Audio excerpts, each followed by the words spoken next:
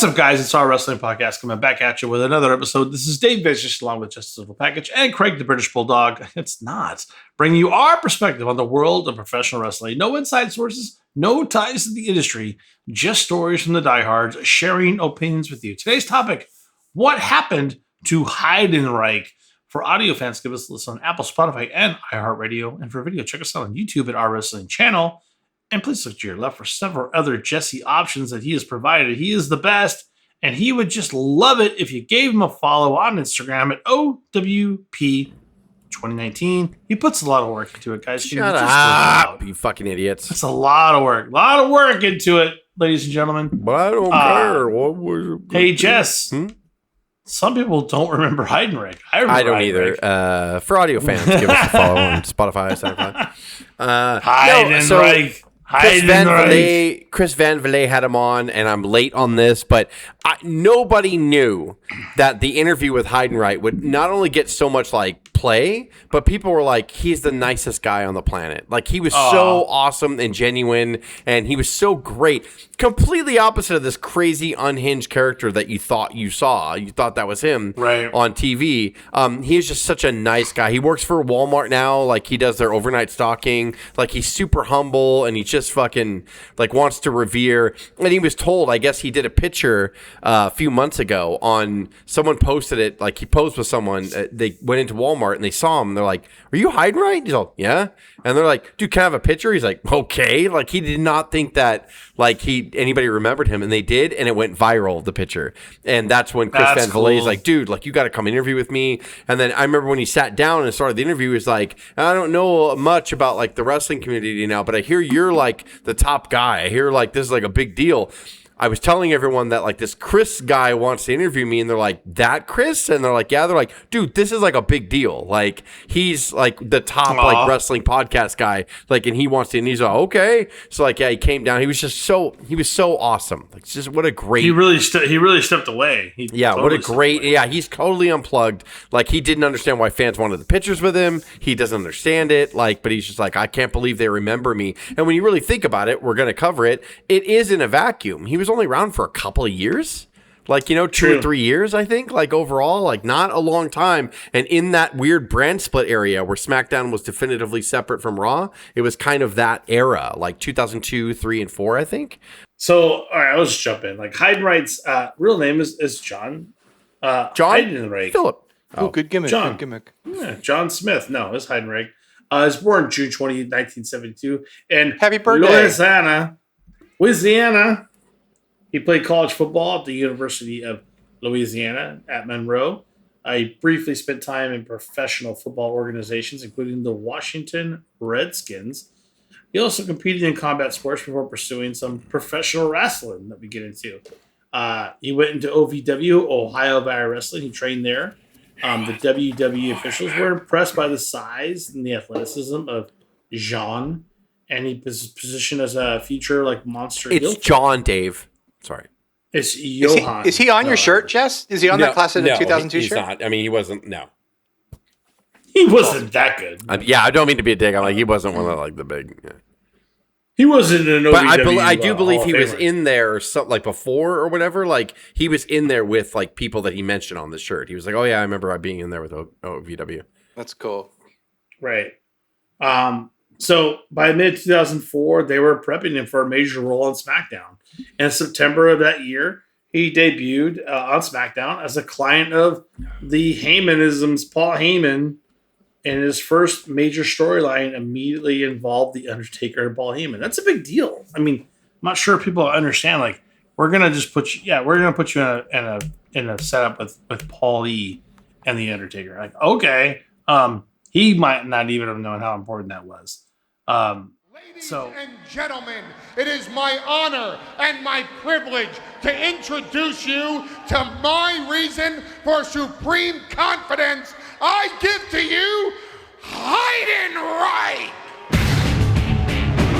I'll tell you, this Heidenreich, well, in my estimation's about a 6'8", 300-pound Rottweiler. Look at him, man. Total. Can Heidenreich live up to the hype?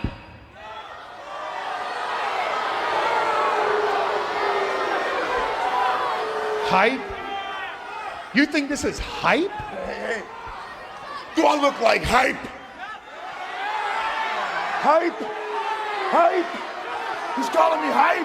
Hype? Hey! That's your hype! What the hell?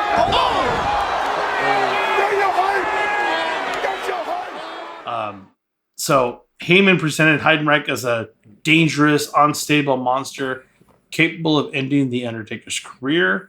And then we had a build into Survivor Series. Throughout the fall of 2004, Heidenreich repeatedly attacked The Undertaker. The WWE portrayed him as mentally unstable and unpredictable, which is really smart. He had numerous backstage assaults that elevated him quickly into a main event level storyline. So we're going to get to Survivor Series. Did you do poetry? He used to came out and read like really harsh like lines or whatever, or like poems. Yeah, it or was that like a later poetry, on? like not violent, but like poetically violent, like in a weird way. Like, yes, yeah. What did they call him? Continue, Dave. I'm sorry. At Survivor Series 2004, The Undertaker defeated Heidenreich. The feud included one of WWE's most controversial and heavily criticized storylines involving Heidenreich's attacking Michael Cole backstage. How dare you? Michael Cole's a fucking treasure. He did more than attack him, if you catch my drift. Whoa. If you pick up what I'm putting down. He took him to dinner. Hopefully the clothes stayed on. Although it was heavily promoted, the angle They did received not. significant negative reaction from fans. Again, this is what's really sad. Like, Heidenreich, you want me to do what? All right, I guess. And the fans were like, that sucked. And Heidenreich, hey, it wasn't Yeah, my it idea. was weird that he like kidnapped him and took him captive, but he put him up against a wall, and then like, yeah, they were like, breathe heavy and all that stuff, and it did look like he was, you know, SAM. At the Royal Rumble 2005. And real we quick hit a too, slight- real quick. Yeah, please. So for the Survivor Series match, I don't remember that match, and maybe it was just a pay-per-view I skipped or whatever, but I guess like it was a pretty good match. Like people were like, this is really good. At the Royal Rumble, The Undertaker defeated Heidenreich in a casting match, and this effectively ended the rivalry. So, yeah. I don't know if you have anything to say about the casting match. Casket match? The Undertaker won a casket match? That's weird. Here's the Undertaker. Oh my God! He's got him set up for Tombstone. Tombstone piles driver connecting for the Undertaker, who asked for the lid to be raised on the casket. Heidenreich's getting rolled over to that casket, Cole. What's Taker doing? Taker. A shot to the shoulder with the boot, and another one trying to force the man into the casket. He's gonna push it. The Undertaker wins the casket match. Yeah, it's weird how that It's works like out. pun intended. That's death. Whenever like Vince pulls you back, he's like, I got an idea. You and Undertaker. I'm like, oh man, Undertaker's one of the top guys in the company. It's fucking thank you. It's an honor. Next pay-per-view. Fucking pay-per-view? Are you kidding me? Casket match. Oh. Well, immediately Well, I feel the need to ask the question, what's going to happen to me afterwards? I mean, not a lot. You're going to lose the casket match. You're pretty much You got 12 minutes. See you later, pal. Yeah. So, I mean, We really the value thing your is, time like, and friendship. All right, see you later. We value you. Bye. Value. To Chess's point, this ended the rivalry within The Undertaker. But while they had invested heavily in Heidenreich, the feud had failed to elevate him into a long-term main event star. But he did become a fan favorite. They transformed him into a quirky babyface. I told you. He told you. He was reading You're the losing poetry. the Undertaker over and over and over again. You will be a fan And then favorite. you're It's what going to happened. write poems for fans, buddy. Yes. He had this childlike innocence to him, and he had great friendly interactions with fans. So that unusual gimmick, surprisingly connected with portions of the audience. One of the most memorable parts of the career, he befriended Road Warrior Animal. Of all Well, people. and before you get into this, actually, it is kind of crazy. Well, and this is what I kind of say about wrestling around this time after WCW went out of business. There was nowhere else to go, and there's really no indies like in that or territories, where you can go and get reps in and experiment with this stuff. So and get better, right? The first character that we see is this hardcore, crazy bad guy that gets introduced by, Paul Heyman, and he feuds with The Undertaker, loses every match. There's nowhere to go. And then somehow on the back end, he falls into, he's kind of connecting. He does these poems and people like it. And now he's connecting. It's weird. what we saw, especially in like the early 2000s, was I've always described as like you're going to see what nobody else saw. Like Heidenreich normally in the 80s would have just been around on the territories. And then if he got hired by Crockett or WWF, then you would see him on the main roster. And then you would think his career really started at that point. But really, you could go back and research. Oh, no, he was on the Indies for like 4 or 5 years before. He was in Mid-South. He did this. He did that. You know, like he was in San Francisco, like doing that up there. And, you know, but not here, not in 2002 and 3. It wasn't. Where was after OVW? Where are you going to go? TNA was barely an idea here. They were doing weekly pay-per-views, weekly, to try to stay alive. They're weekly shows. They didn't have a TV deal, so they were trying to stay alive by doing weekly pay-per-views. You couldn't go there. That wasn't like a good fair trade-off, you know? And so it's just sort of like this weird no man's land where the first thing is this hardcore push. He's in there against The Undertaker with Paul Heyman backing him up. And that's fine. It's okay. It's just another feud that Undertaker can say that he dominated, and then he gets into where he finds his groove. And he normally would have done the first part off the air somewhere in, you know, trying to figure out like his indie footing and or whatever, worked it out. And then worked it out, Right. and then came to WWF a little bit more of like, oh, I can do this and I can do that. So it's really interesting seeing wrestlers around this time, how they find their way in the mid 2000s. And a lot of them can't. And somehow Heidenreich did find a little something extra, which is rare. So we get into Road Warrior Animal. Animal was seeking a partner following the death of his partner Hawk. And Animal selected Heidenreich as his new partner. He's becoming a Road Warrior at this point. And it's funny. So you talk about like sequels of movies, like they talk about, is that canon? Is that canon? Heidenreich is canon of the Road Warriors. He was, along with Draws, like they were part of the Road Warriors. So when you tell the legacy of the Road Warriors, we just think of Hawk and Animal. That's all it is. But like, and as bad as the storyline was with Draws and all that, it doesn't matter. Like the Road He is a Road Warrior. And I think there's a couple in Japan. They changed the name of the team, though. I think it was like Power Man or whatever. But like the Road Warriors, as we know it, or Legion of Doom, whatever you want to say, the 4 members were Hawk, Animal, Draws, and Heidenreich. Like it's just it's canon. It's part of Marvel, or you know what I mean, like whatever you would say. Like it's crazy. Was that iteration called something different, or was it just Legion of Doom? I think they did call it Legion of Doom. You can look it up right now. I would have it. Like AI would get my back and fucking put it in the notes. Craig, like it's fucking AI. Whoa. They fight me all the time. I'm sorry. I'm not upset at you. I'm upset at AI. I don't like it. It drinks a lot of water, and I don't like it. Nah, you drinks water. You could probably. But yeah, I want to say it was like it wasn't LOD 2.0 because that was the shitty version with Sonny, who's also part of Sonny. So Paul Ellering and Sonny are managers of Legion of Doom. How did this? I'm upset. I shouldn't have done this episode. It's on its face. It's all weird. That's crazy. So it did revive the legendary Road Warriors brand. The fans were initially kind of skeptical, but they eventually became popular. It did kind of work. Yeah. And speaking of SummerSlam, huge news conference this coming Tuesday in Washington, D.C. Among those there, Hulk Hogan, Vince McMahon, Shawn Michaels at the MCI Center Tuesday. Following tag team contest is scheduled for one fall approaching the ring at a combined weight of 570 pounds. They are the tag team champions, Road Warrior Animal and Heidenreich. The tag team champions, who would have thought it a couple of weeks ago? Television. Heidenreich and Animal defeated Eminem. And that was Johnny Nitro and Joey Mercury. That was a fun little tag team, Eminem. That earns them the WWE Tag Team Championship. This was the only championship that Heidenreich ever won in WWE. And then in January of 2006, WWE released Heidenreich. Bye-bye. Came thank you very much. WWE reshaped. Yeah. The SmackDown roster, they moved away from several Ruthless Aggression era projects. Following his exit, he completed. It's just not working. Why is it not as big as the 80s? Why, God? Like, fucking idiot. Heidenreich wrestled internationally. He made occasional convention and reunion appearances.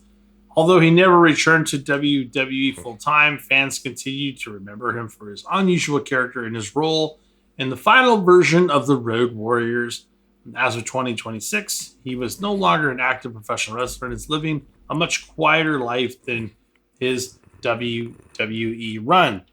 And he doesn't blame anybody for not still being with WWE. He talks about his own drug use. He talks about how he was late all the time. Yeah. He makes no excuses for it. And he said it was my pride that got in the way of me reaching out at all because I would have loved to go back. And he didn't try to reach out to them and he kind of hid in a way. And then now that people are like, dude, you need to call him. He's like, are you sure? Like, he seems like a really awesome guy. Really great. Yeah. So the biggest story involving Heidenreich this year came after a photo of him, just was talking about it, out of Walmart that went viral online, according to multiple reports in a recent interview. He's employed at a Walmart store. He does overnight stocking. He's very happy with his life, doing what he's doing. The positive reaction from fans, it kind of surprised him. And many people are just simply glad to see him healthy and doing well. That's awesome. And like I said, he got an interview with Chris Van Vliet, which is the ultimate honor. Maybe we'll see more for him down the line. Love to hear stories. It sounds like he didn't cause any conflict or controversy in the back, like stuff we talked about tonight. No, he's one of those guys where you look at his character, you're like, I bet he was a handful, but he wasn't. Like, he was a really nice guy.